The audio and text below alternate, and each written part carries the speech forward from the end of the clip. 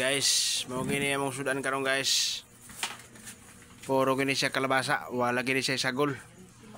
Sama guys nga untay drive. Di na mo gani siya sagulan og usay sagol ani guys, puro na nang tani kalabasa. Kay pangpalinaw ni siya ng mata. Dili makabuta.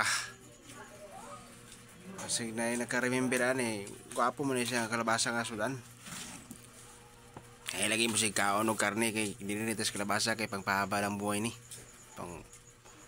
Pang kuan sa mata ba.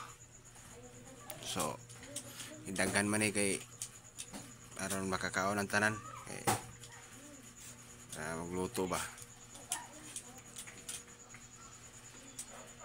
Ang link nasa comment section. Agay!